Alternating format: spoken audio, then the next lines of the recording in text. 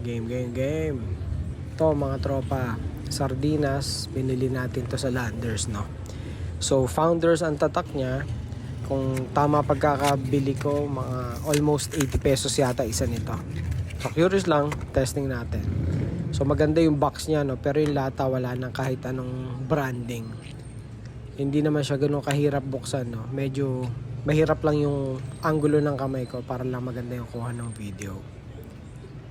So, ayan. Buti na lang din. Easy open na siya, no? Hindi mo na kailangan ng can opener. 3 piraso lang yan, mga tropa. Yung sauce, hindi ganun kadami. Pero ang gusto ko dito is maasim. Hindi maalat tong delata na to, no? Mapa sardinas, mapa sauce.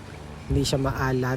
At lasang-lasa ko yung pagka-tomato sauce nitong sardinas na to. Kaya panalo to. Kaso, yun nga, compared sa local